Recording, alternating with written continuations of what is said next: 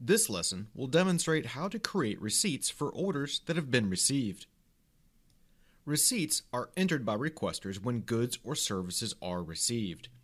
Receipts provide a way for the accounts payable staff to measure what has actually been received versus what was ordered and what was billed from the supplier. Receipts represent the go-ahead for accounts payable to pay an invoice from the supplier. UShop requires receipts when the dollar threshold of $50,000 on the PO is met, or when the hold for receipting checkbox has been checked in the billing section of the requisition. There are two types of receipts that can be entered: cost receipts and quantity receipts, and both will be demonstrated here. Now let's take a look in the application and see how receiving works by starting with how to create a quantity receipt. To create a receipt for goods and services received, you'll need to locate the purchase order. To do this, hover over the Orders and Documents icon in the left navigation bar and then select Search Documents. From the Document Search page, click the My Purchase Orders link to view your purchase orders from the past 90 days. Click the checkbox that corresponds to the purchase order for which you'll create a receipt. Make sure the drop-down selection in the upper right-hand corner of the screen is Create Quantity Receipt and click Go. Confirm the quantity of receipts ordered matches the number of items received. If so, leave the number under quantity as it stands and select Complete to finalize the receipt. If you received a partial, damaged, or overage on a shipment, change the quantity to reflect the number of items you want to receive and click Complete to finalize the receipt. In the event that an item was received damaged, over the requested quantity, or an item not ordered, click the Receive and Return button for that particular line. This action will create a new line to capture the number of items that were received damaged, the overshipment quantity, or items received but not ordered. If you do not see the new line, click the Show Receipt Details link to see the new lines. You will not change the quantity of the original line, but you will indicate the quantity of items being returned on this new line. Once you've entered the quantity of goods being returned, select the reason for return from the drop-down. The choices are damaged, not ordered, or overshipment.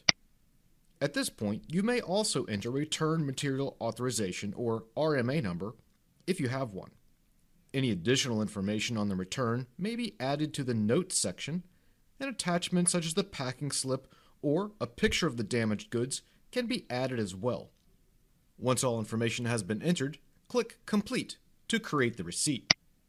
You will receive confirmation that the receipt has been submitted and the receipt number will display. Now let's walk through how to create a cost receipt. Just like when creating a quantity receipt, the first step when creating a cost receipt for services received is to locate the purchase order. To do so, hover over the Orders and Documents icon in the left navigation bar, and then select Search Documents. From the Document Search page, click the My Purchase Orders link to view your purchase orders from the past 90 days. Click the checkbox that corresponds to the purchase order for which you will create a receipt. Make sure the drop-down selection in the upper right-hand corner of the screen says Create Cost Receipt and click Go. In most organizations, quantity receipts are used for most purchases, but cost receipts are used for some service contracts. Cost receipts are completed the same way as quantity receipts, except a dollar amount is used instead of the number of items received. Look for Quantity Cost Order box, which indicates the total amount of encumbered funds for this purchase order.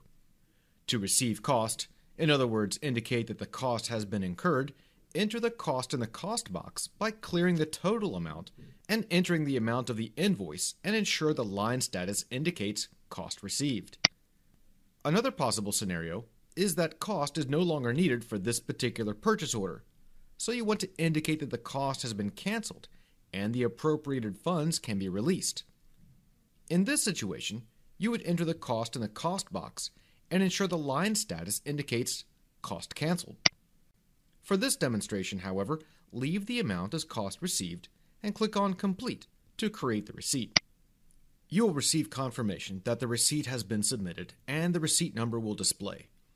Remember that as new cost is incurred or canceled, the requester will need to return to enter or cancel the new cost received. This completes the lesson on how to create receipts for orders that have been received.